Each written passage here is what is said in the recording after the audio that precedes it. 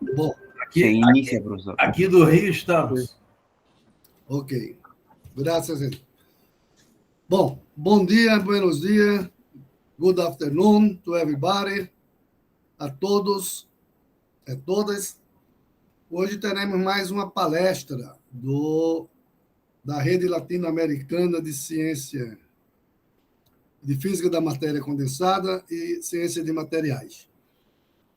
É um prazer que temos hoje a presença do professor Márcio Assolim Correia, da Universidade Federal do Rio Grande do Norte. Eu, daqui a pouco, volto a falar um pouco sobre o professor Márcio. E eu tenho que fazer agora o que é muito importante, que é falar um pouco sobre a LAFMAT. A LAFMAT é uma rede formada por várias universidades da América Latina. Temos a presença da Universidade Nacional Maior de São Marcos, que é a decana das Américas, no Peru. A Universidade de Barranca, também no Peru. A Universidade Nacional de Colômbia, ou da Colômbia, em Bogotá, em Barranquilla, e a Universidade del Norte, na Colômbia. A Universidade Federal Rural do Rio de Janeiro e a Universidade Federal de Pernambuco. O Cinvestav, México. A Universidade del Zulia, em Venezuela. A Universidade de San Sebastián, me desculpem. E a Universidade Nacional de San Martín, em Chile. Creio que não me olvidei de ninguém. Bueno, é muito um prazer. Temos hoje o professor Márcio, né? Márcio Assolim Correia, um pesquisador muito ativo, que migrou do sul do país para o Nordeste, saiu do Rio Grande do Sul para o Rio Grande do Norte, não é isso, Márcio? Exatamente. Então, ele é um pesquisador muito ativo. O currículo dele eu vou depois disponibilizar para vocês, o currículo Lattes. Mostra isso, ele tem bastante publicações e orientações, supervisões, coordenação de projetos e supervisão de pós-doutorado. Ele é um dos que trabalham com baixa temperatura e sofrem, como todos nós outros, dessa escolha de material de trabalho. Bom, mas a gente vai sobrevivendo. Então, ele hoje vai falar para a gente aí de dinâmica de magnetização e efeito termoelétrico em nanoestruturas flexíveis. Muito bem. Então, buenos dias, Arturo. E creio que temos mais. Bom dia. Eliana, Ernesto, buenos dias. José Fermín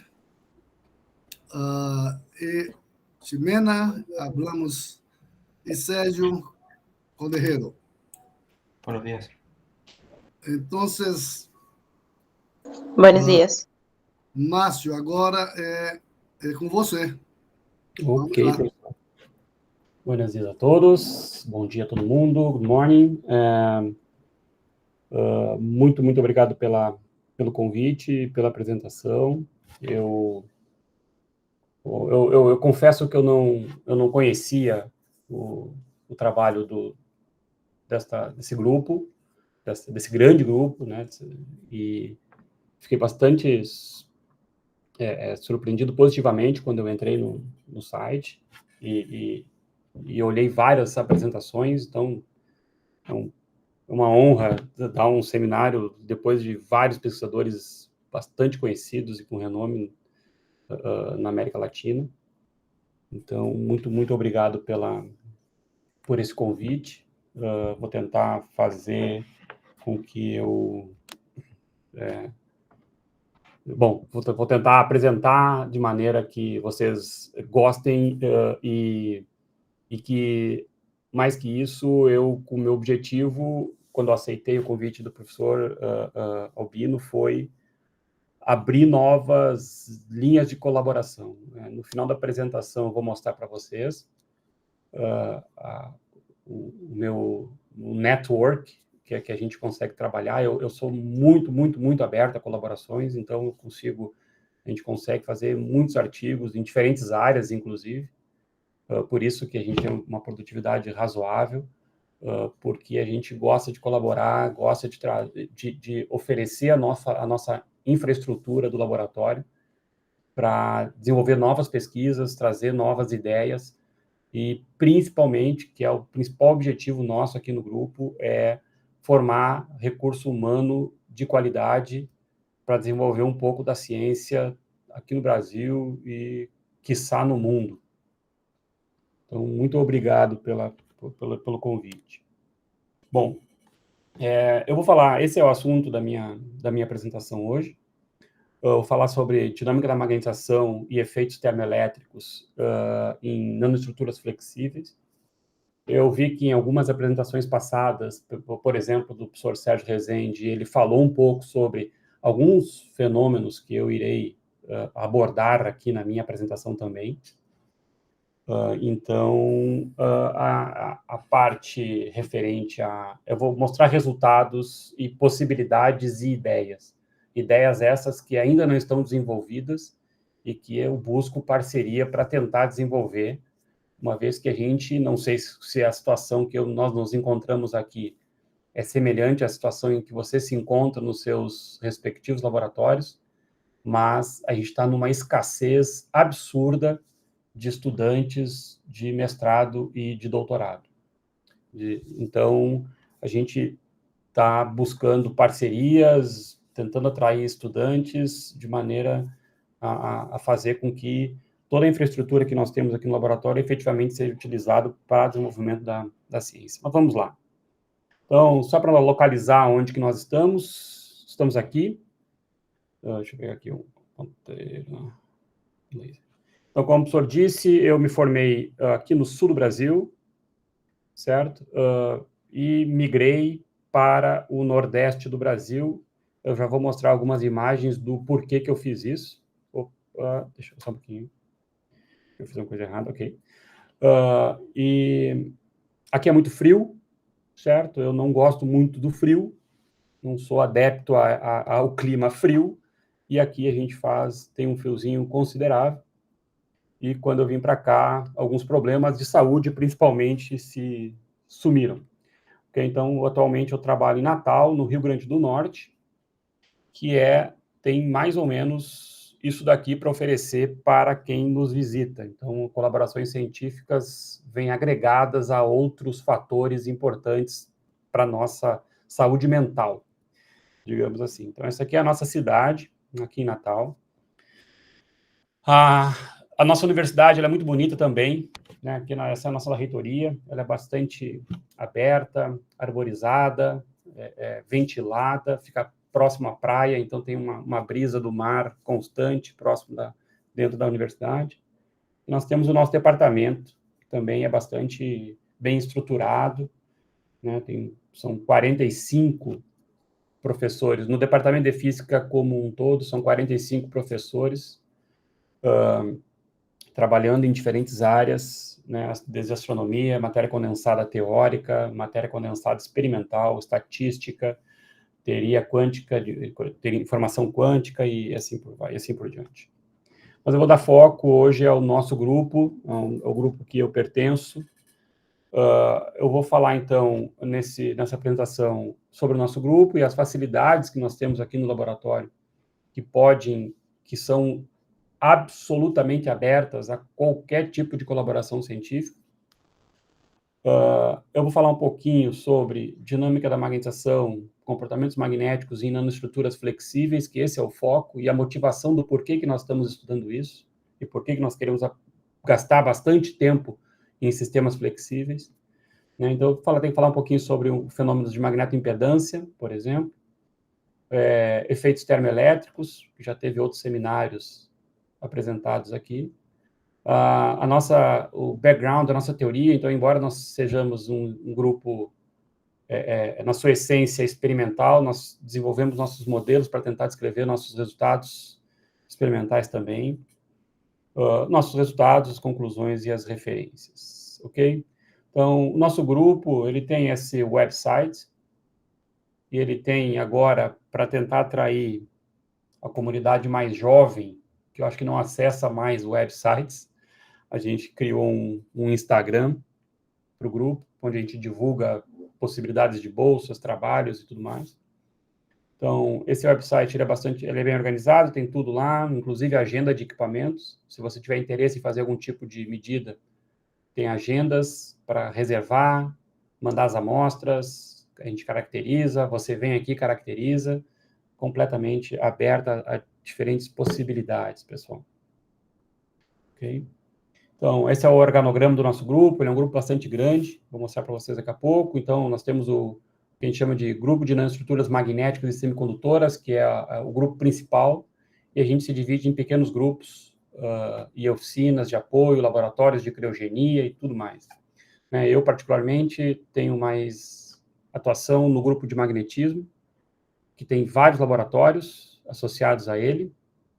Então, cada professor, aqui nesse quadro, ele orienta um desses laboratórios, coordena um desses laboratórios, mas a gente migra, quer dizer, eu participo de alguns outros grupos aqui, mas a minha forte atuação é no grupo de magnetismo propriamente dito. Nosso grupo é um dos maiores grupos de magnetismo que temos no Brasil.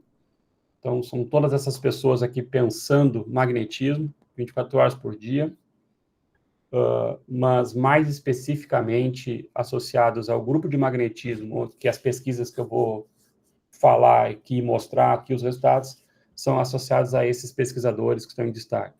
O professor Alexandre, o professor Edmilson, o professor Felipe, eu e o professor Matheus Gamino Gomes. Então, temos professores com formações em diferentes lugares, diferentes formas de pensar, diferentes formas de agir, e isso agrega bastante ao nosso grupo. Quem faz efetivamente o laboratório andar, então eu coloquei aí o carimbinho de doutores, isso tudo a gente perdeu no último ano, 2022, foram todos os doutores que a gente conseguiu formar. Bom dia, Antônio.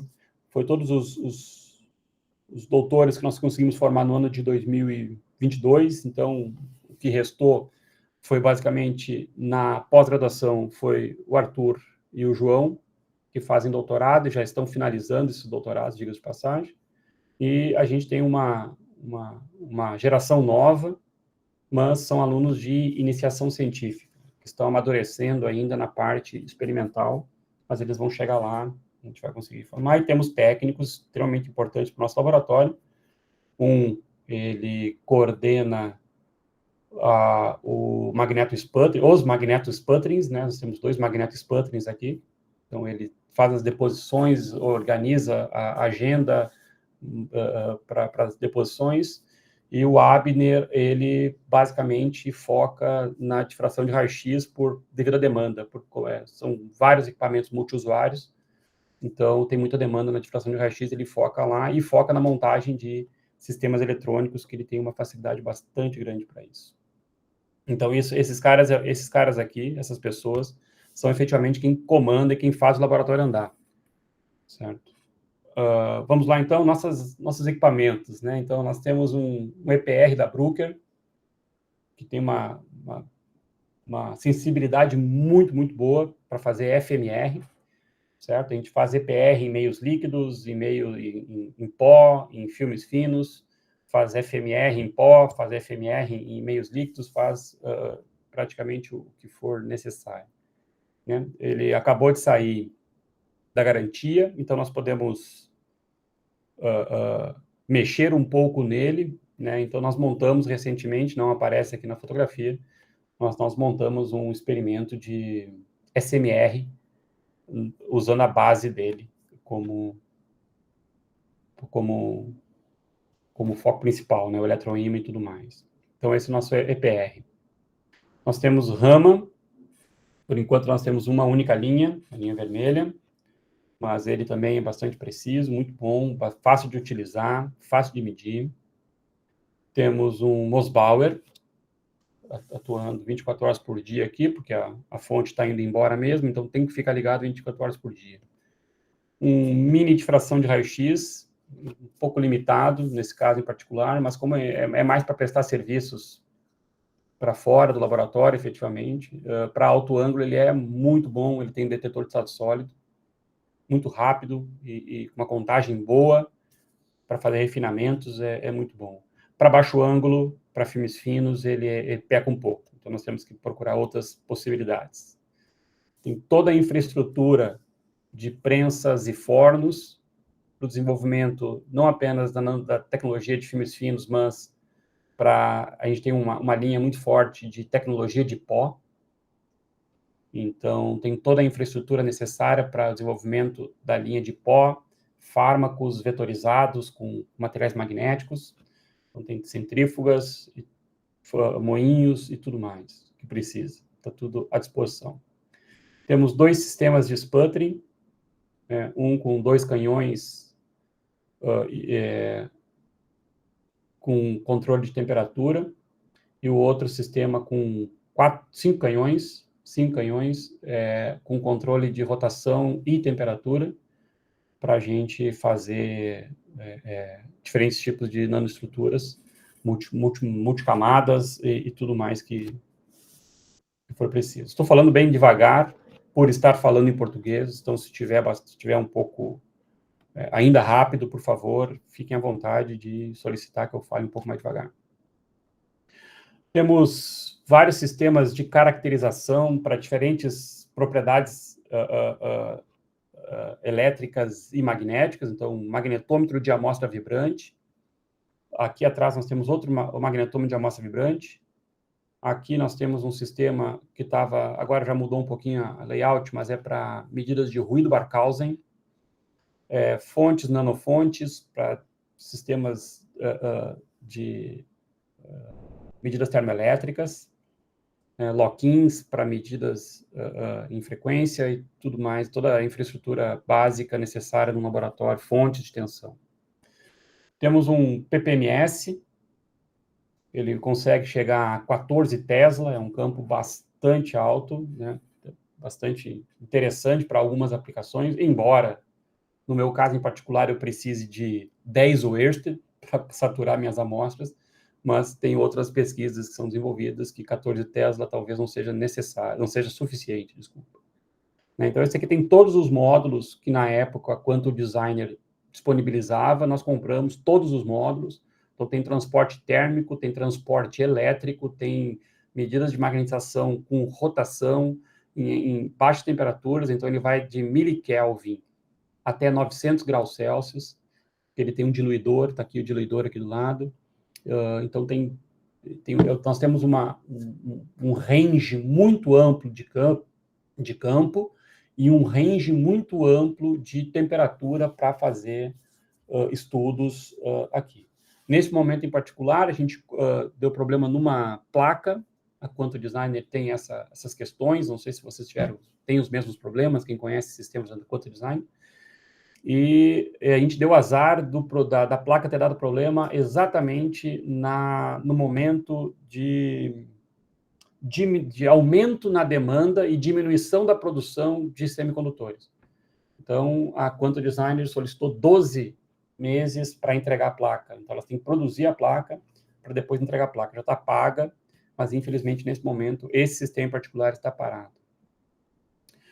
Esse aqui é a nossa recente aquisição, um AFM, com também infinitos módulos, né? A gente consegue fazer curva IV pontual, ou seja, coloca o cantilever encostando em algum ponto específico da tua amostra e faz um espectro, faz uma curva IV, polariza naquela região. Tu pode fazer strips polarizados.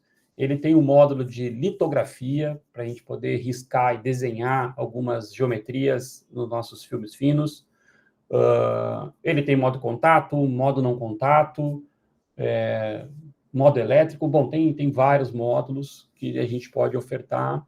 Infelizmente, é um sistema que está meio ocioso, inclusive no laboratório. Ele foi montado durante a pandemia e a gente, inclusive o professor Juliano Denardim, do Chile, da Universidade do Chile, veio dar um curso para nós, porque o pessoal que tinha recebido o treinamento durante a pandemia, infelizmente, foi embora.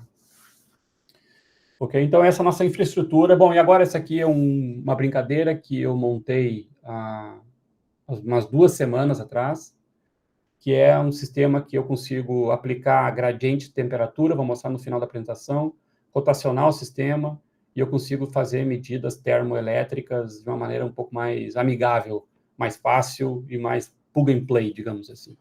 Ok? Bom, então essa é a nossa estrutura. Aqui tem, desculpa, o último aqui é para dinâmica de magnetização, para medida magnetoimpedância, um analisador de impedância que vai até 3 GHz, dá para fazer impedância de fita, que é como se fosse um VNA, né, Vector Network Analyzer, ou fazer impedância normal dos nossos sistemas. Ok? A questão básica que a gente precisa se perguntar é por que estudar sistemas flexíveis. Então, atualmente, a eletrônica de sistemas flexíveis, ela está sendo muito procurada e muito demandada devido à sua versatilidade. A questão mais importante que a gente precisa tomar cuidado é o que a gente conhece bem de fenômenos físicos que foram estudados em sistemas que normalmente são substratos orientados, como silício, GGG, LSAT, esses substratos orientados, bonitos, de maneira que quando a gente deposita uma nanoestrutura por cima, a gente tem um comportamento bem conhecido dos materiais. A pergunta que nós temos que nos fazer é: isso é reprodutível em cima de um substrato flexível, que normalmente é um substrato completamente amorfo, né? que é um substrato que ele é muito sensível a tensões e tudo mais. Então, essa é a motivação. Como desenvolver os mesmos fenômenos físicos bem conhecidos em substratos rígidos em substratos flexíveis. E como utilizar as propriedades flexíveis dos substratos como uma arma ou uma variável a mais para a gente modificar propriedades importantes do nosso sistema. Então, são infinitos artigos associados a sistemas flexíveis que nós temos sendo publicados diariamente. Né? Esse aqui que está, o GIFzinho que está mostrando aqui, é um trabalho realizado em parceria com a Universidade do Minho, em Portugal, onde eles têm um grande know-how de sistemas resistivos, né? Então, a gente quer associar o nosso conhecimento magnético ao conhecimento resistivo que ele tem. Então, aqui, por exemplo, do lado esquerdo, nós temos a resposta do sistema calibrado, que é a máquina, né? Que é um stress-strain system. Então, isso aqui é a resposta da máquina.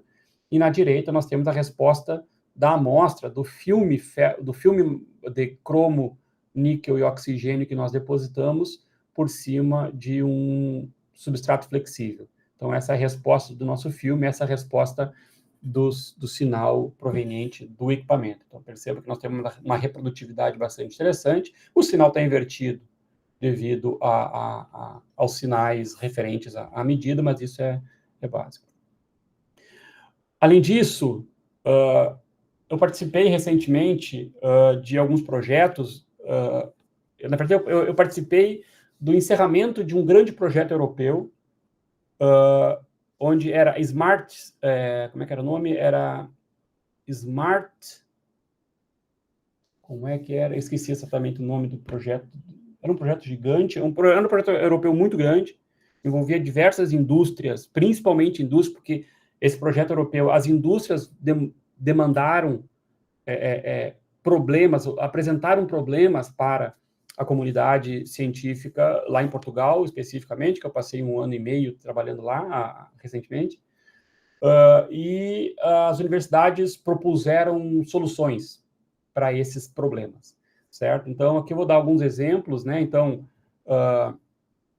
as superfícies Smart Surface, né, que a gente chama, elas têm funcionalidades. Aqui, por exemplo, apresenta tem um filme fino depositado, uma lâmina de filme fino depositado por dentro, que tem propriedade capacitiva. Então, quando tu está com as mãos no volante, tu tem uma certa capacitância ao sistema. Quando tu retira, tu muda a capacitância do sistema e um sensor acusa essa retirada de mãos após um tempo. Então, isso aqui é uma coisa bastante simples, uma solução muito simples que foi dado a um sistema da BMW. Esse aqui é um sistema muito interessante, vou comentar rapidamente. O que estava acontecendo, isso aqui é uma máquina que imprime comprimidos de medicamentos, de remédios. O que acontecia é que, devido à polarização e as cargas acumuladas durante a prensagem dos comprimidos, o pó do comprimido ficava grudado nesses bastões aqui. E, como consequência disso, o comprimido saía com defeitos. A solução para isso, antes deles expuserem isso para as universidades, era parar a linha de produção e limpar cada um desses sistemas aqui e depois começar a prensar de novo. Então, eles conseguiam fazer isso, tipo, 5.000 comprimidos, tinham que parar para fazer limpezas, mais 5.000 comprimidos. Os 5.000 eu estou chutando, eu não lembro exatamente o valor.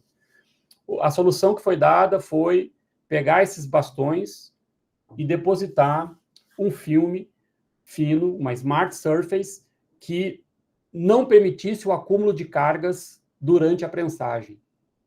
E a solução foi muito boa. Ainda assim precisa se limpar, mas precisa se limpar a partir de, vou chutar aqui, de 20.000 comprimidos, tem que fazer a limpeza, mas aumentou consideravelmente a produção, certo? Mas isso aqui foi diferentes universidades, não exatamente o projeto que eu trabalhei lá.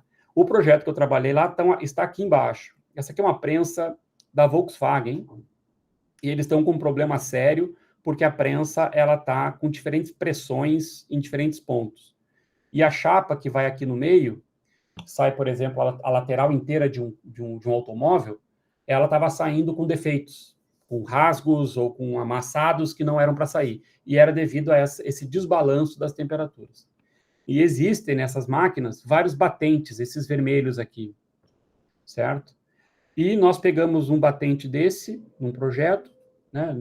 Eu já cheguei no meio do caminho desse projeto, eu só participei do final do projeto, efetivamente, e depositamos foi injetado uma camada de alumina, e aqui tem um sensor. Eu preciso, infelizmente, tá, pessoal, tapar o sensor aqui, porque isso está passando por processo de patente, então tem toda uma coisa que eu não posso efetivamente mostrar, mas eu tenho um vídeo aqui do nosso sensor, ele está parado aqui dentro, vem a prensa, aqui está o nosso controle, prensa, a gente consegue mapear a pressão naquele ponto da máquina. A ideia, esse aqui era o protótipo. Deixa eu ver se eu paro agora. A ideia é mapear a pressão em todos os pontos também. Bom, para finalizar a motivação da brincadeira, nem entrei ainda no processo, já faz quase 20 minutos que eu estou falando, eles me solicitaram a solução de um problema importante que eles têm, que é a vibração de drills em sistemas de alta rotação. E a gente está desenvolvendo o projeto, então isso aqui é só a ideia de como produzir. Então, a gente consegue fazer sensores flexíveis baseados em magnetoimpedância, por exemplo. O importante do fenômeno de magnetoimpedância é que tu consegue captar o sinal sem contato. É um sensor no touch, né? Então, tu consegue captar o sinal de alguma coisa, mas tu não precisa encostar naquela coisa para pegar esse sinal. Então, sensores magnéticos são os melhores para esse tipo de sistemas de rotação. A nossa proposta para solucionar isso... eu tenho que sair daqui. Perdão. Eu precisava tirar o...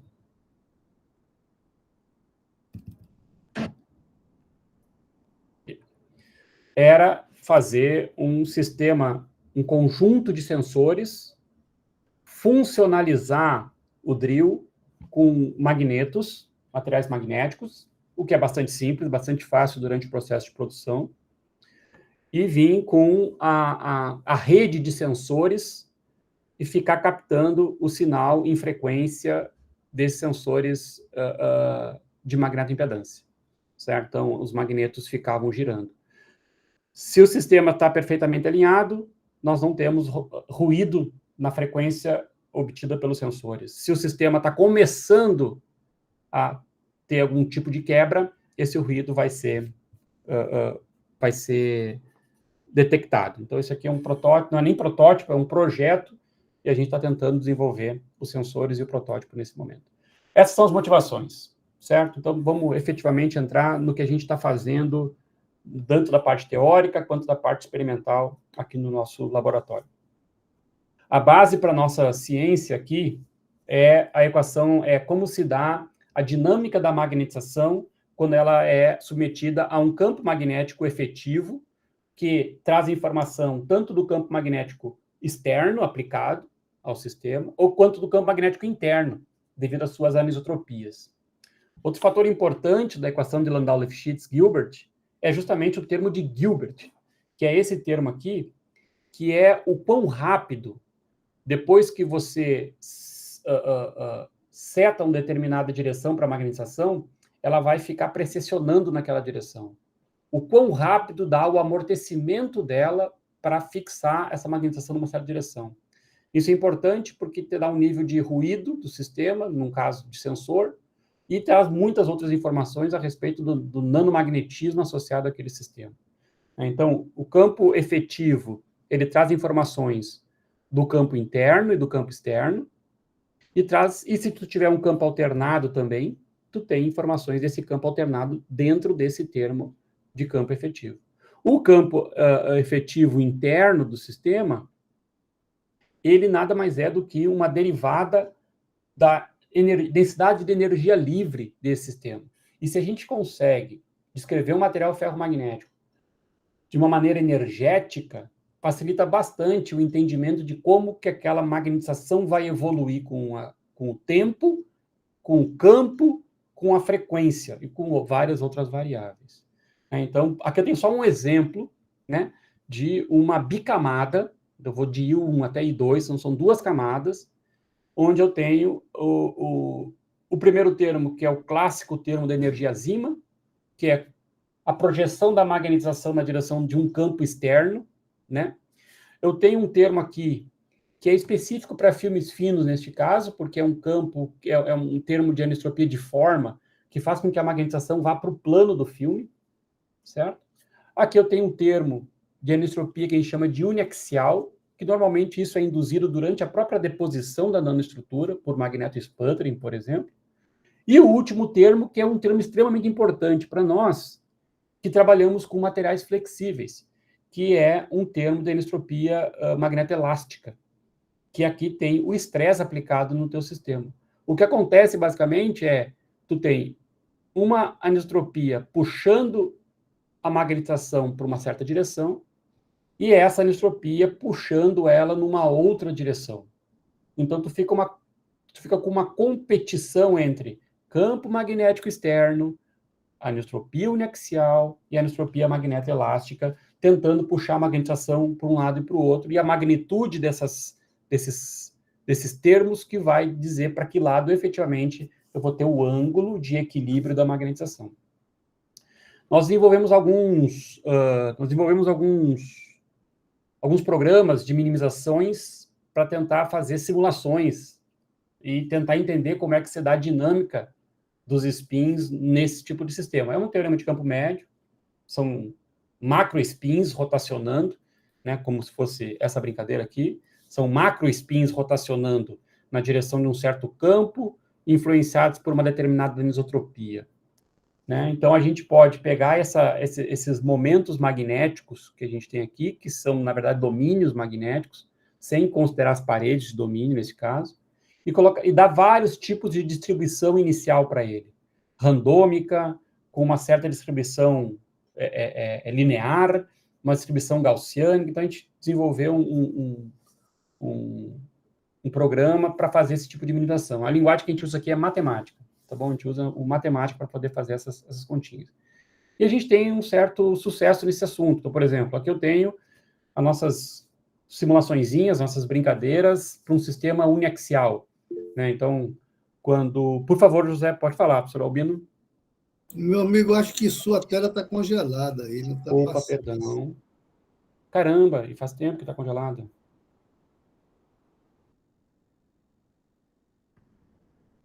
Eu vou partilhar o ecrã inteiro. E daí, se tiver, por favor, você abre o microfone e fale, professor Albino, porque senão agora eu não vou conseguir ver, então, tá bom? Tudo bem aí? Apareceu? Oi, Alô? chegaram as equações.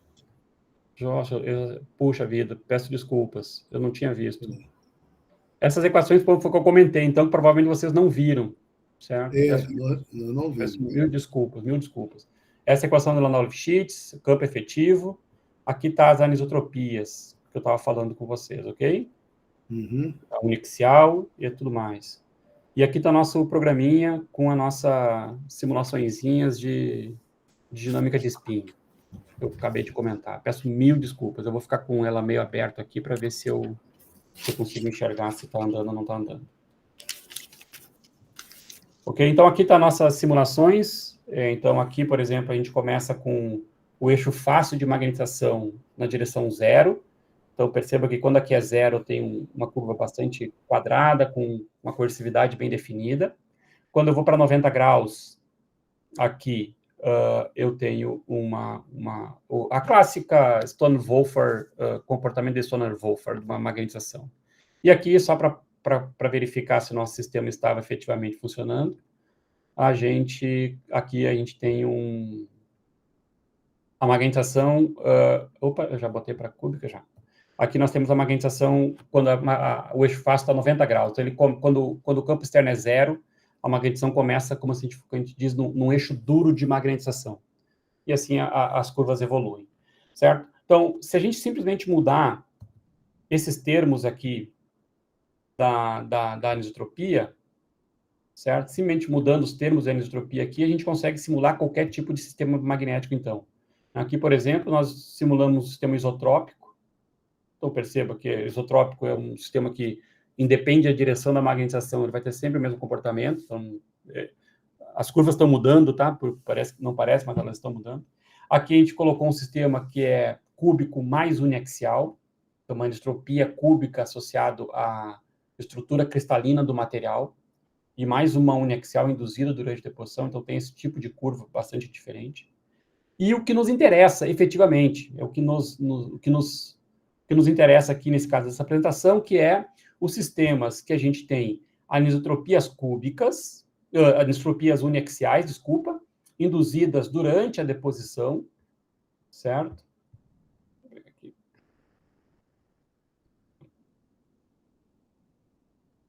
Então, a gente tem aqui as anisotropias induzidas durante a deposição, e aqui nós temos a anisotropia, uma direção da anisotropia devido ao estresse aplicado. Então, se nós aplicarmos um estresse nessa direção, a gente vai induzir uma anisotropia nessa direção. O que acontece, então, que a anisotropia efetiva do nosso sistema, ela vai ficar andando, rotacionando dessa direção para aquela direção, de acordo com a intensidade deste termo, certo? Então, a gente vai ter uma rotação da magnetização aqui. E a gente consegue mudar, assim, por exemplo, as propriedades, a cara, o shape de uma curva de magnetização. Então, aqui, por exemplo, eu estou mostrando os cálculos que nós realizamos usando o modelo de Stoner-Wolffer para um sistema inicialmente duro, que é a linha preta, sem nenhum estresse aplicado. Então, eu tenho um sistema que está no eixo duro de magnetização, certo? O campo está aplicando para cá e a anisotropia está nessa direção aqui, está perpendicular uma com relação à outra. Então, dá essa linha preta. E conforme nós vamos aplicando as tensões, mudando o termo de tensão no nosso sistema, nós vamos mudando a cara da curva, transformando de um eixo duro para um eixo de fácil magnetização. Então, nós aproveitamos isso para medir esse fenômeno aqui em um primeiro momento. Esse fenômeno é um fenômeno de magnetoimpedância. Quando a gente faz passar corrente alternada sobre um material, ele tende a ficar dessa forma aqui, que está no videozinho.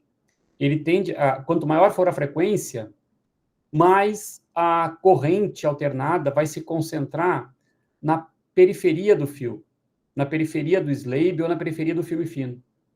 Isso faz com que o campo alternado fique atuando só na borda. E isso muda a permeabilidade transversal do nosso sistema.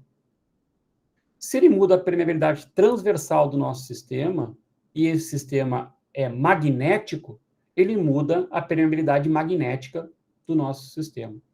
Então, a gente pega esses filmes e acopla eles num sistema que a gente chama de stripline, para acoplar no nosso equipamento, faz passar corrente alternada nessa direção, ou seja, cria um campo AC perpendicular à corrente alternada, e aplica um campo DC para mudar o estado magnético do nosso material. O resultado disso, se tu ficar medindo a impedância desse sistema, são curvas que a gente chama de magnetoimpedância. Ok?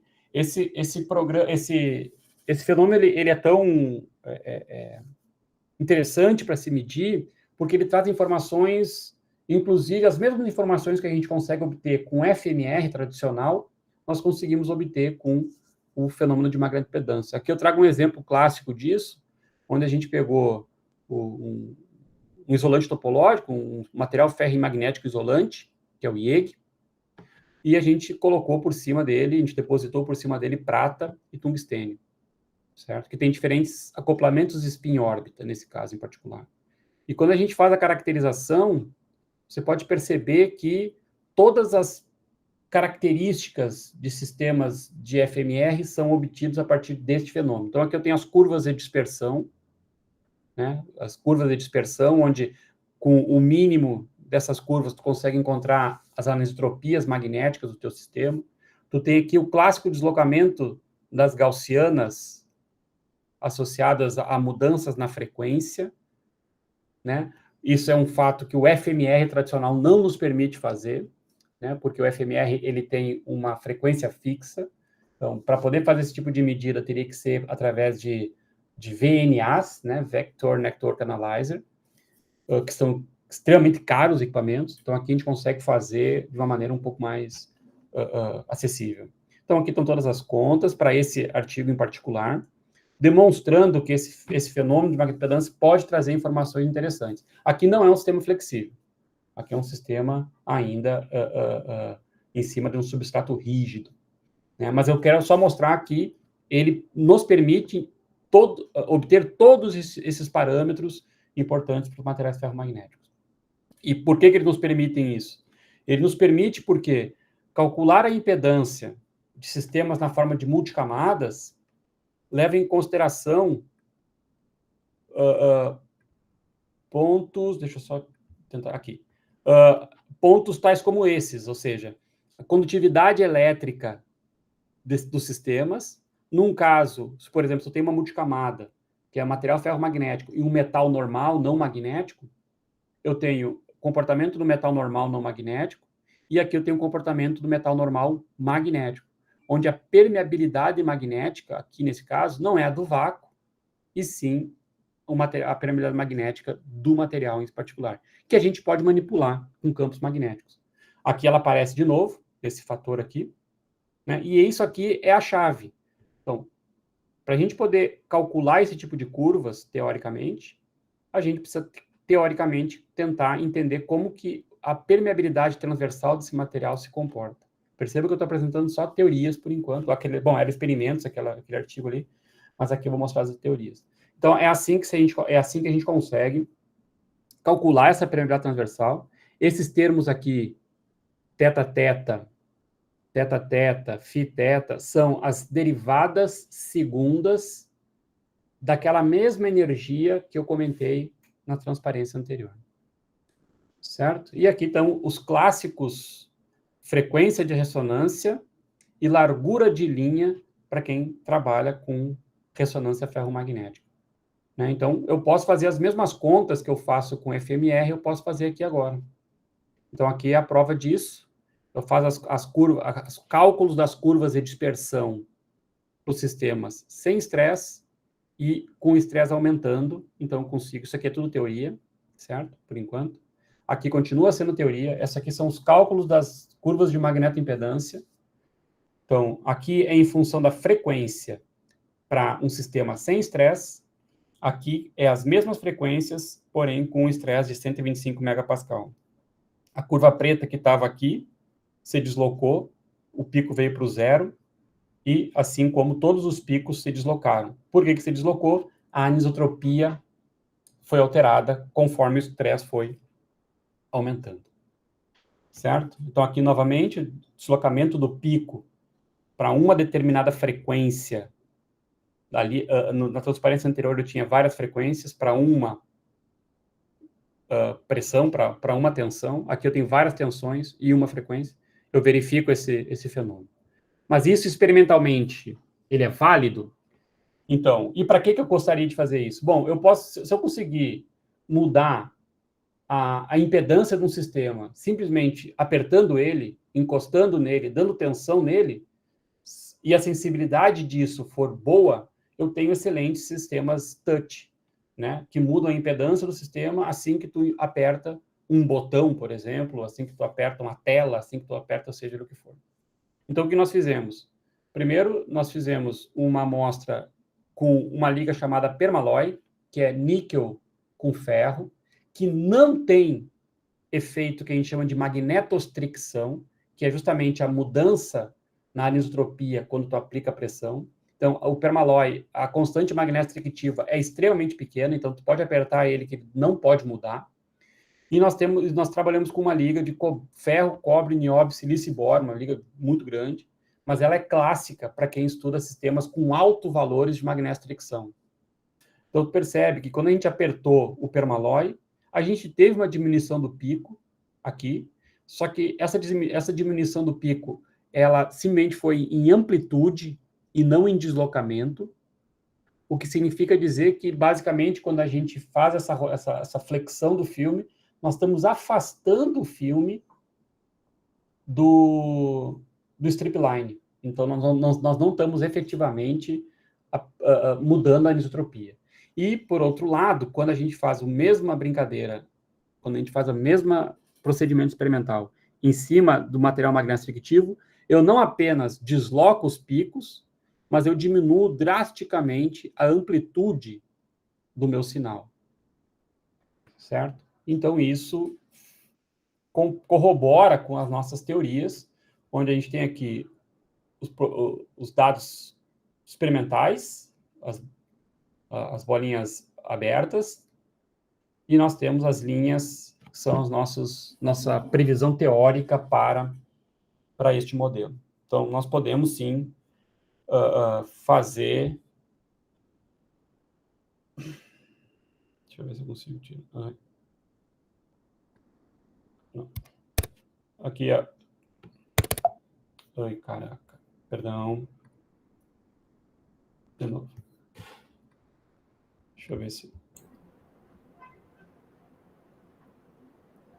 Não, ele travou de novo, pessoal. Eu só vou parar e apresentar de novo, porque ele travou de novo, só porque eu fiz alguma coisa errada aqui. Peço desculpas. Pronto.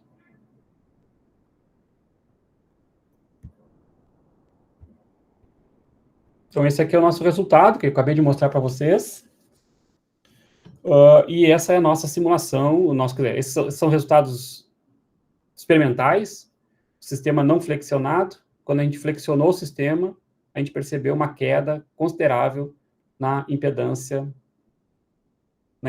dele, com ele flexionado. Quando a gente tirou a flexão, ele retorna para a posição inicial. Então, nós temos um excelente sensor de toque, nesse caso em particular. Ok? Bom, a gente, então, esse foi um primeiro trabalho que a gente desenvolveu nessa parte de materiais flexíveis. Então, a gente andou um pouco mais e fez a mesma coisa, ou explorou a mesma coisa em substratos flexíveis, mas agora medindo propriedades termoelétricas. As propriedades termoelétricas que nós focamos aqui, percebam que nós temos basicamente substrato flexível e um filme ferromagnético, ou seja, é o efeito anomalous Nernst effect que nós temos aqui, que é basicamente quando a gente aplica um gradiente de temperatura perpendicular ao plano do nosso material, e esse material tem uma determinada magnetização, vai aparecer, ou a gente consegue medir, um campo elétrico associado a esse fenômeno. Certo? É um produto vetorial entre essas três grandezas. Então, se a gente conseguir manipular a magnetização com campos magnéticos externos, nós conseguimos manipular a tensão ou o campo elétrico do nosso sistema. E a magnetização, por sua vez, pode ser manipulada tanto por campos externos, quanto por uma certa anisotropia. Certo? Então, a gente pode brincar com isso, com essas variáveis todas. Esse aqui é o efeito Anne, certo? Aqui eu tenho uma constante Anne, a magnetização, produto vetorial com a temperatura.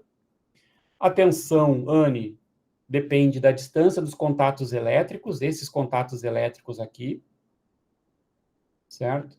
Então, a tensão Anne depende dos contatos elétricos. E a gente consegue, e esse constante Anne, a gente consegue tirar ele a partir de propriedades experimentais. Fizemos, então, a mesma coisa. A gente pegou substratos flexíveis e depositou materiais magnéticos frictivos.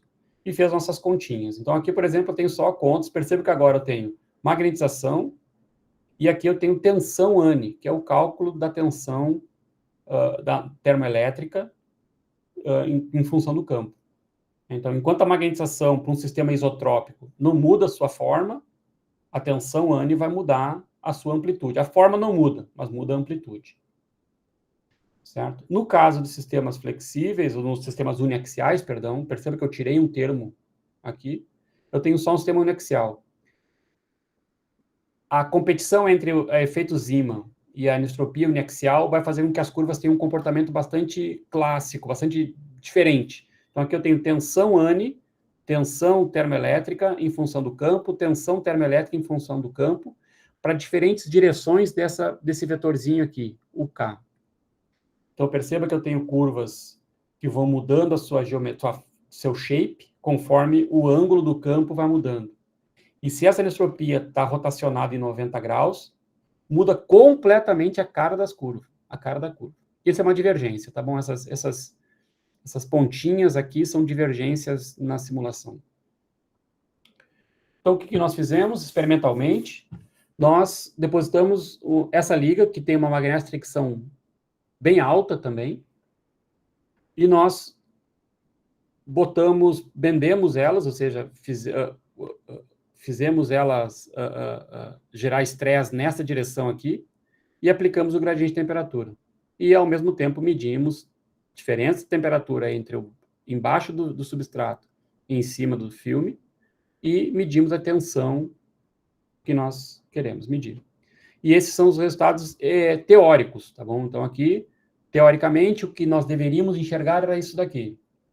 Então, magnetização aqui na esquerda e tensão Anne aqui na direita. Perceba que, enquanto a magnetização sai sempre do mesmo nível, porque estou basicamente normalizado aqui, a tensão Anne, ela muda completamente. Ou seja, aqui, por exemplo, para 0 graus, eu tenho a tensão aqui em cima, ela vem reto, saturado, e depois faz a curva de esterese. Essa curva, a mais escura, em 0 graus, tem que refletir exatamente a cara da curva da magnetização, devido à orientação dos campos. Quando eu rotaciono, é diferente. Eu não tenho tensão Anne no meu sistema para altos campos, e conforme o campo vai diminuindo, a anisotropia uniaxial vai comandando a direção da magnetização. Então, vai tendo um aumento na minha tensão. Esse aqui também é só para verificar se o nosso modelo estava funcionando. Isso é em função de ângulos. Esse comportamento linear é clássico para quem trabalha com esse tipo de fenômeno termoelétrico, termomagnético. E aqui é em função do ângulo, agora, experimental. Certo? Então, para um sistema que não está estressado, ou não tem tensões, as medidas em função do ângulo. Então, eu tenho um sistema uniaxial, porque sai de um eixo fácil para um eixo duro, características de um eixo fácil para eixo duro. Como eu tenho domínios magnéticos, eu não consigo zerar aqui a coercividade.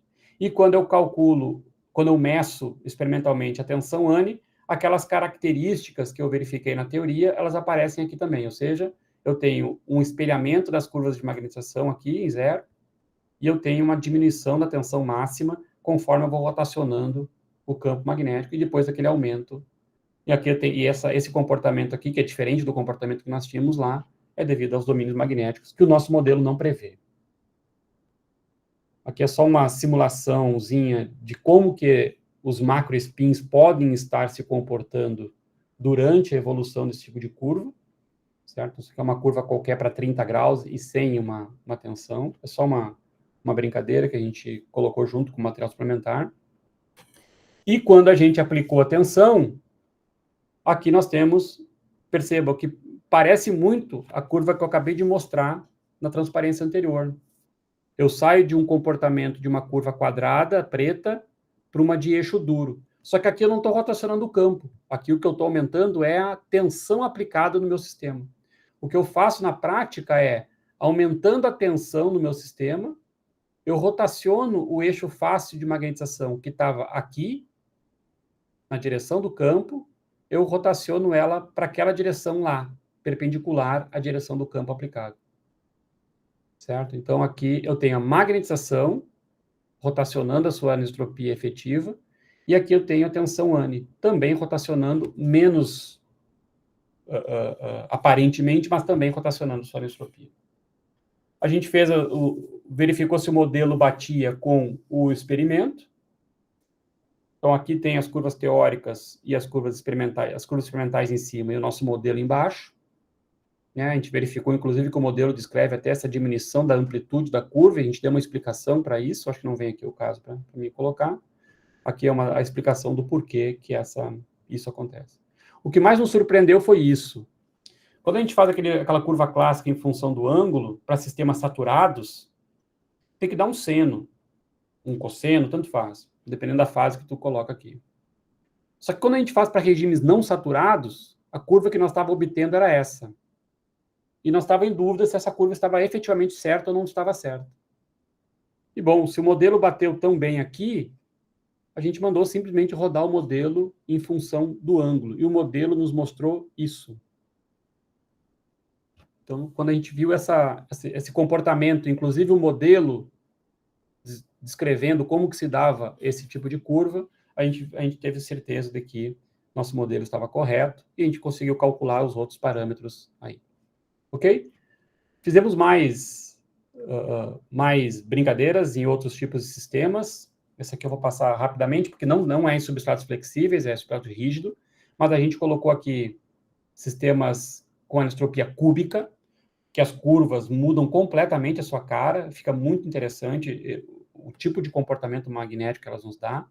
Aqui são os resultados experimentais que a gente obteve, então a temperatura ótima para poder induzir uma anisotropia uniaxial sobre um substrato de arsênio de galho.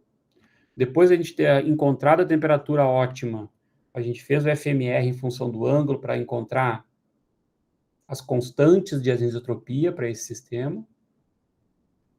E depois a gente começou a fazer as medidas tanto termoelétricas quanto magnéticas. Então aqui a gente mostra que espelhou completamente uma curva com a outra, como deveria ser para um determinado ângulo. Aqui são as curvas em função do ângulo. E a gente também, obviamente, desenvolveu um modelinho para isso.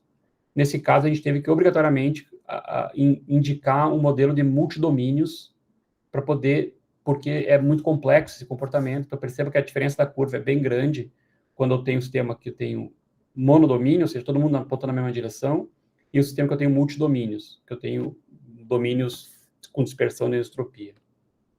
Então, aqui, o nosso modelo e os resultados experimentais obtidos para esse trabalho. Aqui foi tese de um aluno de doutorado do grupo. Para finalizar, pessoal, que já passou meu tempo, aqui eu tenho... Esse foi o projeto que a gente desenvolveu lá na Universidade do Minho, deixei montado o equipamento para eles lá, onde a gente montou um sistema de efeito NERST, efeito longitudinal spin Seebeck effect, dá para medir qualquer um desses efeitos. Então, eu tenho o projeto e tenho a finalização do projeto, bastante caseiro, mas funciona muito bem, está lá bonitinho. Agora está melhorzinho até. Tem que fazer o software, tem que fazer o controle de software, a interface com o usuário, tivemos que montar tudo do zero, certo? Esse é o sistema final. E aqui são alguns resultados que a gente aplicou como sensor. Nesse caso em particular, uma amostra como sensor de campo.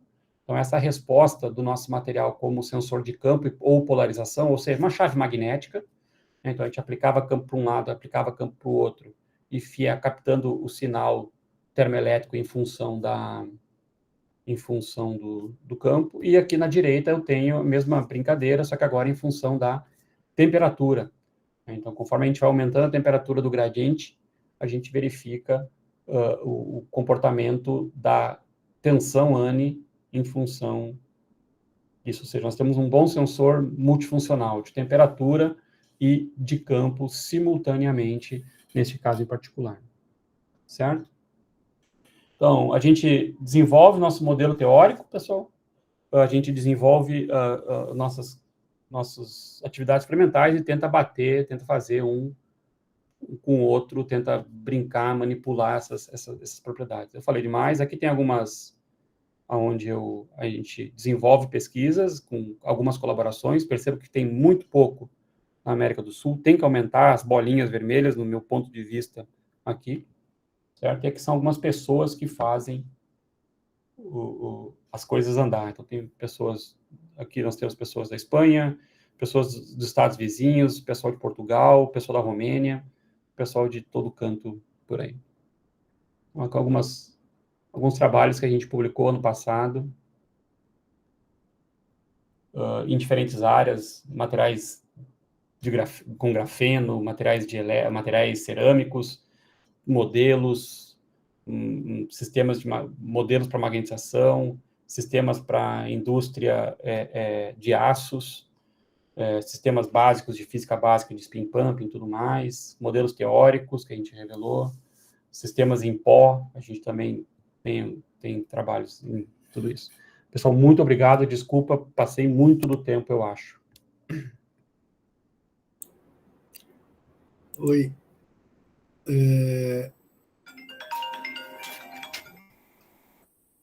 Márcio, parabéns pela excelente palestra, muito obrigado, né, por compartilhar aí seus resultados. Para mim ficou claro que o seu grupo bom, isso eu já sabia, bastante ativo, mas são expert em fazer o experimento e explicá-lo com modelos fenomenológicos, modelos teóricos.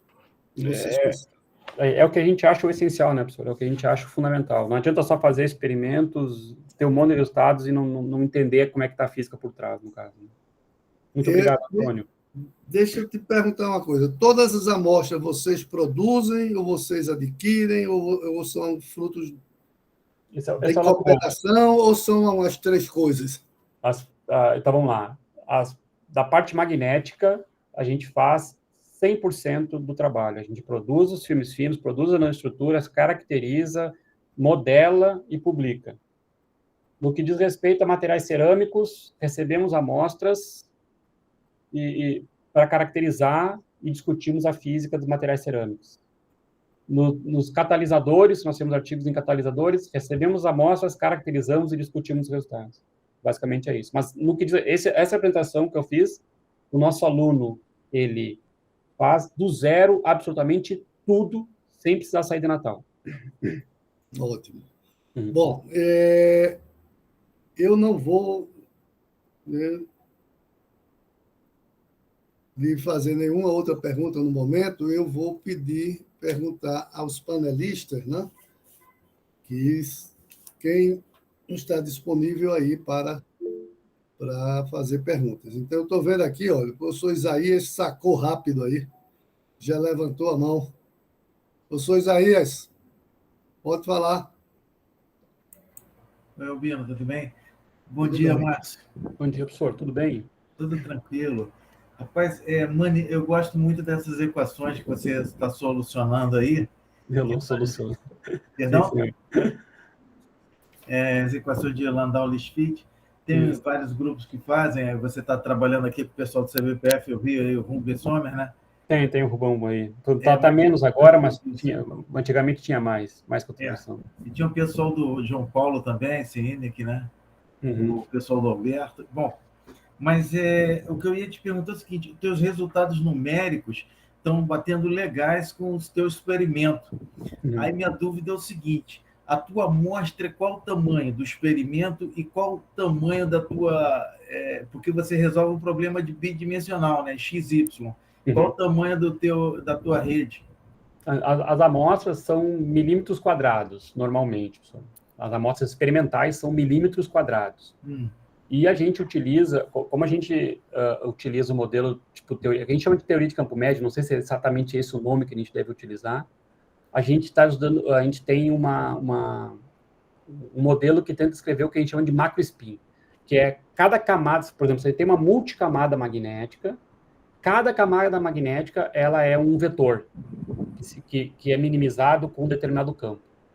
Ou seja, não tem a minimização de aquele micromagnetismo de minimizar domínio por domínio, ver como é que a parede se movimenta. Não temos isso no modelo. Sim. Tanto é que a nossa falha do nosso modelo é justamente ali, quando a gente tenta simular próximo de campos coercivos e tudo mais, tem uma diferença grande, porque ali tem movimento de parede e domínio que o nosso modelo não traz, definitivamente não traz. Tá, mas então, a outra pergunta, eu acho que vai me ajudar a tirar ainda uma dúvida dessa primeira. Qual a técnica numérica que vocês estão usando para resolver a equação de Landau-Lishfit, nessa malha que você... Aliás, qual o tamanho da malha numérica que você me falou? Ali nos multidomínios, a gente pode botar quantos multidomínios quiser. As simulações para aquele artigo em particular, a gente fez com 500. 500 por 500? Na verdade, 500... Não, na verdade, são 500 ao todo, distribuídos num retângulozinho. Sim, você resolve um retângulo. Você resolve um retângulo, não um quadrado. No quadrado. Não, exato. Aí tá. Qual é o método numérico que vocês estão utilizando para resolver essas equações? Elementos finitos, Monte Carlo, o quê? Nada. A gente minimiza a magnetização para cada domínio e para pegar a magnetização efetiva no final das contas, a gente faz uma média dos ângulos minimizados. Entendeu? Então, a gente minimiza, vão dar, sei lá, vamos supor que eu tenho 50 domínios. Então, eu vou ter 50 equações de energia para minimizar, minimizo cada uma delas, elas não interagem entre elas não interagem, nesse caso em particular, não interagem. Não são acopladas nesse caso, são completamente desacopladas. E justamente para tentar melhorar a computação, porque senão ia ficar muito complexo. E daí, depois que a gente faz isso, pega os ângulos de equilíbrio das 50 ou das 500 e faz a média para ficar plotando os pontos na curva. Então, esse o cálculo mesmo é a minimização da energia que a gente utiliza, uma função qualquer de minimização da matemática. Então, a última pergunta nem vou fazer, porque vocês não estão usando condições periódicas de contorno, porque vocês não estamos, não, senhor. Não estamos. Mas... a gente não tem. A gente é experimental, né, professor? Sim, não, mas a gente até tenta fazer alguma coisa teórica. Né? Mas a outra pergunta era essa, porque tem uma situação que você coloca uma corrente que fica justamente na borda.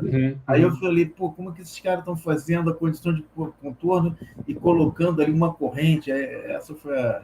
Não, ali é o termo que a gente chama de skin depth, que está dentro daquela equação lá, no final das contas, que ela vai, dependendo com a frequência, ela vai diminuindo a importância da permeabilidade transversal. Ela vai caindo a intensidade da permeabilidade conforme a frequência aumenta. Então, está embutido dentro da conta lá no skin depth. Parabéns, Márcio. Obrigado, excelente professor. Seminário e por resultados fantásticos. Parabéns, obrigado, professor. Obrigado, professor Isaías. Vamos agora chamar o professor Sérgio Conderreiro. Sérgio, você está por aí? Hola, ¿qué tal? Buenos días. Excelente, excelente charla. Graças, Sérgio. I think I'm going to ask in English, but I have just a general question about your talk. But I think Isaias already you already answered to Isaias, but No problem. I wasn't able to get everything from the Portuguese. But I think you are not working at the microscopic level, so trying to calculate a complete constant, right? You are not working at that level, so you are not doing the working at the microscopic level, trying to see how the magnetic interactions are between the magnetic centers, right? Yes, So, yes. I don't know to do this. I tried. I promise. I tried to study with interaction, but the computation time grow drastically. Então, considering that the results describe our experiment, we don't don't perform these interactions at this moment. I don't know if in future can be. yes, because it would be very interesting trying to from the complex constant trying to obtain the magnetization, and after that working with a quantum Monte Carlo or Yes, no, yes, perfect. or a dynamic simulation, trying to see how trying to obtain the magnetic curves at different fields. I can send our experimental results, and some collaboration can develop this kind of calculation. For example, is perfect for me. I Okay, can send my data. I can send the measurements. I can produce on a specific material and specific magnetic properties, and measure the properties, magnetization, I don't know, FMR, I don't know, and I can send the date for simulations with this procedure. Yeah, that will be very interesting. It would, and yeah, for me, it's very interesting to see how difficult it's trying to simulate from trying to calculate the complete constant from that kind of compound.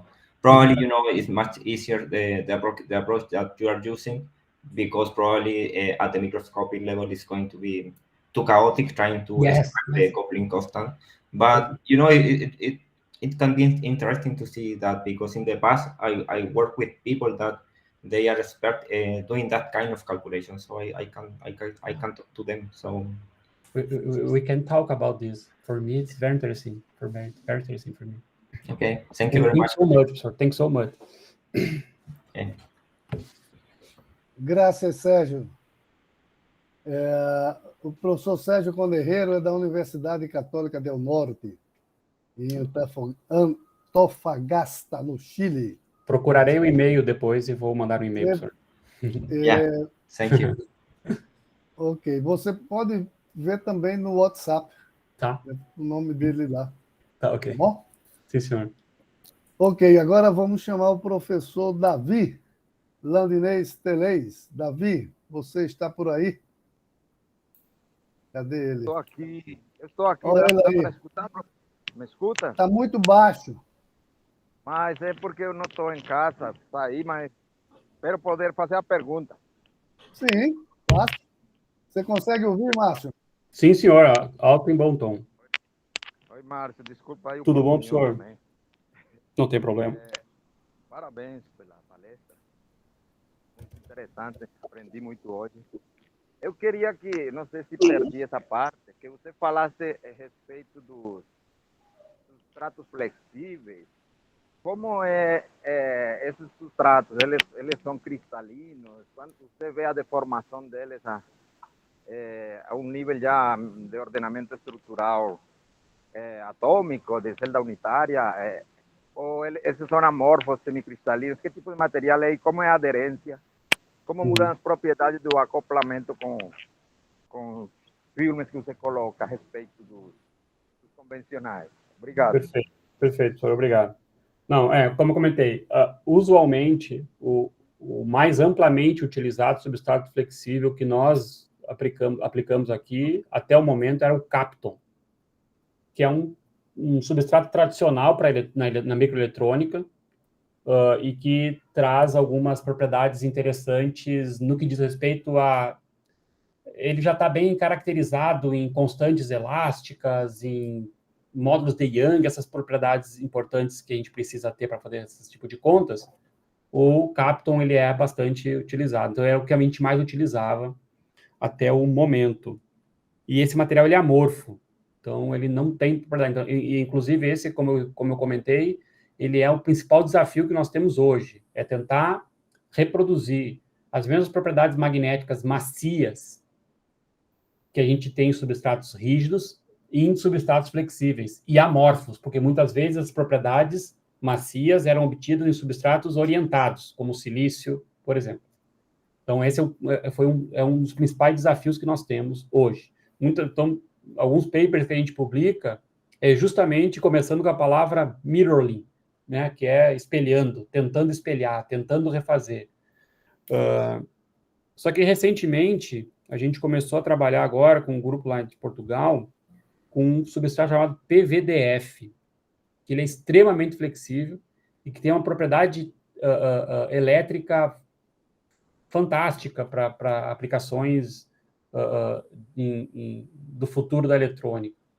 E a gente mas aí nós estamos recém no berço dos estudos, recém começando os estudos, porque a reprodução das propriedades está quase que impossível. A aderência a gente conseguiu resolver, ela não era boa, a gente conseguiu resolver a aderência.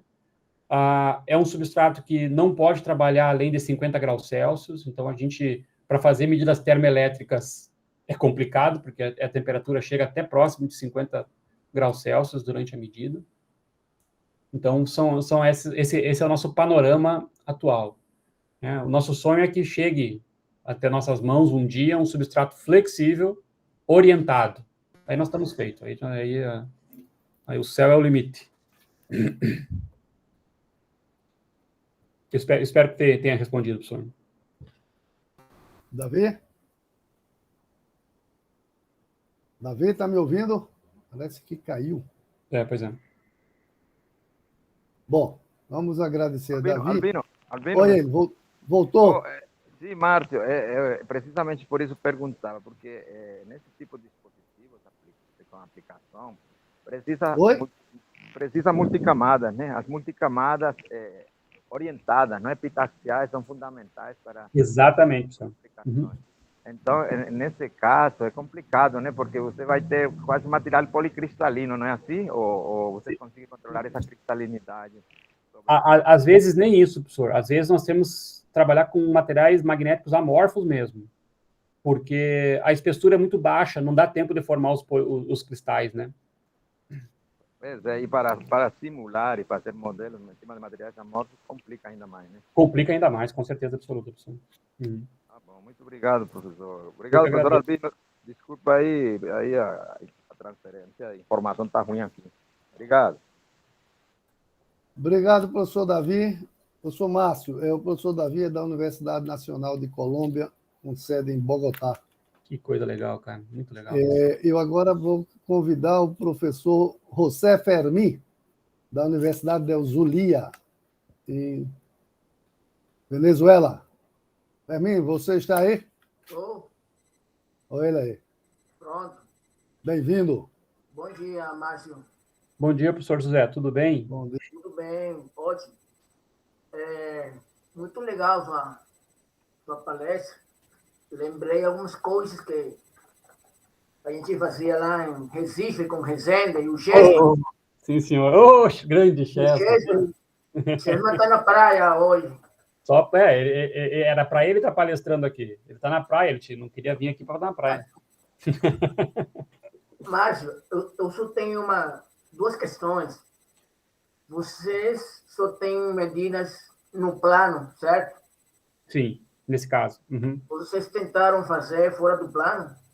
Sim, a gente consegue, a gente não mostra, né, professor, mas a gente normalmente faz magnetização para fora do plano. A magnetização, né? No que diz respeito às propriedades termoelétricas, como o nosso gradiente de temperatura ele é aplicado perpendicular ao plano, não faz sentido eu colocar a magnetização para fora do plano, porque senão o produto vetorial vai alinhar dois vetores e o sinal vai morrer, né? Então, eu coloco sempre o gradiente de temperatura para baixo, para mim conseguir manipular a magnetização e, consequentemente, o campo elétrico deixar ele rotacionando em cima da amostra. No caso das propriedades termoelétricas. No caso da dinâmica da magnetização, nós não temos campo suficiente para tirar a magnetização do plano da amostra. Por quê? Porque quem aplica um campo no nosso sistema é um solenoide. Neste caso, o campo está aplicado no plano do filme. Para nós tirarmos do plano do filme, nós teríamos que utilizar uma Helmholtz. Mas a nossa Helmholtz ela vai até 300 Hz. É impossível de tu tirar a magnetização com 300 Hz. Tem que botar lá alguns kHz para poder tirar a magnetização do plano. Então, a gente, efetivamente, no caso da dinâmica, nunca fez. E no caso da termoelétrica, a gente não tem como fazer, porque senão a gente vai... A gente poderia fazer isso se nós medisse o fenômeno de spin-Seebeck effect. Porque o spin-Seebeck effect, ele tem o gradiente de temperatura no plano da amostra. Só que normalmente a gente mede o longitudinal spin-Seebeck effect, que é fazer justamente o gradiente perpendicular ao plano da amostra, porque é mais fácil, o sinal vem mais limpo, neste caso particular. Mas magnetização, professor José, sim, magnetização a gente coloca no VSM ali e faz fora do plano para saber se tem anistropia para fora do plano, aquela coisa toda. Principalmente porque o material pode ser amorfo, né, professor? Então, pode ter contribuições para fora do plano, importantes, se a gente não fizer esse tipo de medida. Legal, Márcio. Muito obrigado pela sua palestra e lembrança lá ao pessoal de Natal. Pode deixar que eu mando para todo mundo aqui. Isso, o Alexandre. Alexandre está aqui também, sempre na dele, sempre quietando a dele, mas está lá. Deixa o Chesma comigo. Vem aqui tirar ele da praia, está na praia, você está na praia. Eu já estive lá com o Chesma faz tempo. Foi. Sim, faz tempo. Acho que você estava ainda lá no sul. É 2009 eu vim para cá, professor. 2009. Ah, não, estou falando faz uns 10 anos. Sim. Pronto, legal? Muito legal. Obrigado. Desculpa passar o tempo aí, eu falei demais. Muito obrigado, professor José Fermin. Bueno, vamos... Agora, eu acho que eu tenho que perguntar... Ximena, vamos chamar Ximena. Ximena, você está aí? Sim, professor. Tudo bem? Temos algumas perguntas. Bueno, del público de Colombia por este lado en estas redes no. Tocaría preguntarle también a Eliana en las otras redes de la universidad. Eliana. Hola, muy buenos días a todos. En este momento no tenemos preguntas, solo agradecimientos al profesor Marcio por la charla. Muchas gracias por el espacio. Bueno. Fermin, ¿hay preguntas del público de Venezuela? Por enquanto não, Robinho. Bueno, gracias. Arturo, tenemos perguntas do público de México? No, no hay por acá. No. Ok. Sérgio, temos perguntas do público de Chile? No hay preguntas por parte de aquí. Bueno, acá de Recife não há pergunta do público, estão todos na praia, Márcio. Sim. Bem que eles fazem. Depois de um bocado de chuva. Para cuidar do tubarão. Bom, eu vou aqui, antes de mais uma vez agradecer a você, Márcio, e a sua excelente palestra, e vou convidá-lo para estar com a gente, junto com a gente, todos os sábados. Né? Isso não é obrigado. Então, acho de participar, se a gente pode incluir seu nome na nosso WhatsApp. Eu solicitaria que fizessem isso. Não é, por favor, façam isso. É sensacional esse tipo de colaboração, quer dizer, abrir possibilidades de novas colaborações, principalmente com a América Latina, para mim, é fundamental. Eu não sei se você percebeu os horários. O horário tem que ser 10h30, horário de Brasília, né? Para a gente. Uhum. Porque, por exemplo, se você olhar lá no painel, você vai ver que é 7 horas da manhã, lá Sim. na Cidade do México. Num sábado. Num No sábado. sábado. A América Latina é bem grande. Bom, antes de eu encerrar, eu gostaria de chamar a atenção para as próximas palestras. Né? A gente vai ter agora, no dia 1º de abril, a doutora Verônica Gonzalez, da Universidade de Oriente, na Venezuela. No dia 8 de abril, o doutor Julio Gonzalez, da Shanghai Jiatong University, em China. No dia 15 de abril, o doutor Narashima Boya, e inicialmente ele foi programado para o sábado anterior, mas devido às chuvas torrenciais, ele ficou sem energia elétrica. Então, as chuvas não atrapalham só aqui, não, né? Bom, no dia 15 é o Nassi Boya. No dia 22, o Sérgio Martinez, da Universidade Autônoma del Carmen, em México. No dia 29 de abril, Inácio Vila, da Universidade Distrital de Colômbia. E no dia 6 de maio, José Velázquez, Daisy, na Alemanha. Então, a gente tem já um mês, né, na frente. A gente tem conseguido manter isso, a programação constante todos os sábados, permanente, melhor dizendo. Bom, antes de passar a palavra para você, eu quero reafirmar, né? Tem que fazer a propaganda, porque se não fizer propaganda, você foi para o Instagram, né? A gente vai ter que ir para o Instagram. Certo? Infelizmente, tive que fazer. Esse problema que você mencionou é um problema enorme. Há uma fuga pelo menos eu tenho escutado no Brasil, de estudantes de mestrado e doutorado, né, para iniciativa privada. Eu tenho um estudante ainda de mestrado, mas que fugiu para a iniciativa privada para fazer computação, um menino que trabalhava com computação. Né? Finalmente consegui que ele escrevesse a dissertação. Estou corrigindo para ele defender. Mas a probabilidade dele voltar é 0. Estou com o mesmo problema no doutorado, acabou de passar na Petrobras, já só veio dar tchau. Bom, a nossa função é formar gente para a sociedade, né? Bom, estamos fazendo. A gente tem que ficar feliz por um lado. Por outro lado, a gente tem que ficar triste que eles estão fugindo, muitos por causa dos valores da Bolsa. As bolsas foram agora reajustadas depois de, sei lá, 12, 13 anos. É. E ainda não são lá aquela Brastemp, né? Não, está longe disso. Então, bom, a gente tem que trabalhar nisso. Eu acho que esse problema também passa um pouco em outros países da América Latina. Né? E eu tenho tido notícia que em alguns países da Europa isso tem acontecido. Né? Foi freado um pouco por causa do problema de emprego lá, né? E está muito difícil.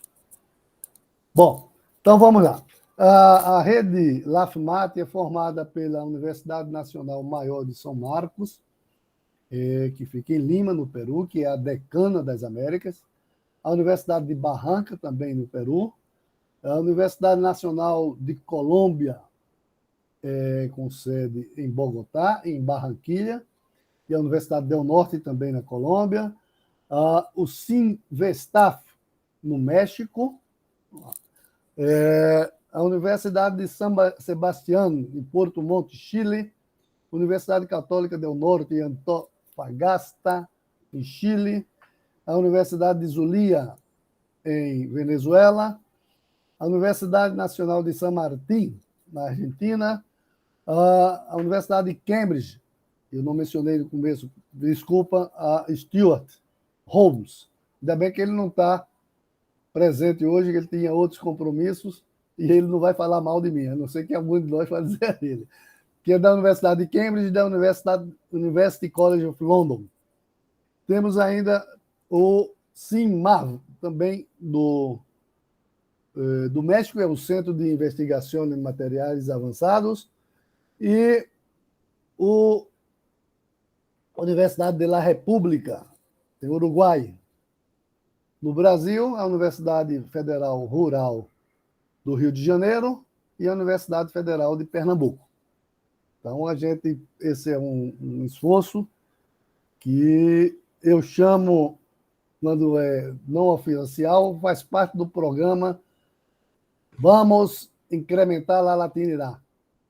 Eu tenho que dizer para todo mundo que, apesar de falar português, eu sou latino. Nós outros somos latinos. Né?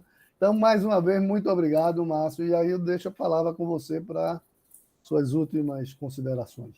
Cara, eu só tenho a agradecer a paciência por terem me escutado nesse período. Espero que isso não fique por aqui. Eu espero que realmente a gente consiga ter algum tipo de colaboração no futuro, científica mesmo, né? E eu estou inteiramente à disposição aqui. Manda e-mail, faço qualquer contato com fogo, com fumaça, qualquer coisa que a gente responde. E vamos fazer a ciência andar um pouco para frente, que nós estamos precisando. Muito obrigado por todos, pela paciência e pelo convite, professor José.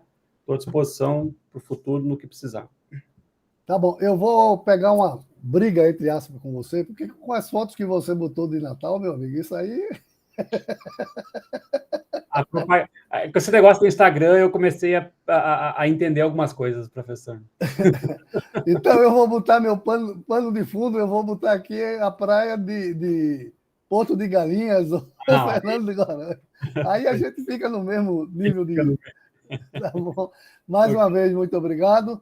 Eu vou pedir a todos que abram a câmera para a gente se despedir do professor Márcio, quem estiver aí presente. E muito obrigado. E até uma próxima vez. Márcio, Sim, senhor. Márcio, o Morro do Careca ainda está aí? Está mais careca ainda. Está mais careca ainda. Está aqui ainda. Está fácil. Muito bem. Vamos lá, podemos encerrar a transmissão agora. E um abraço para todos, bom final de semana. Bom final de semana, pessoal. Até o próximo sábado. Parabéns, Márcio. Obrigado, pessoal.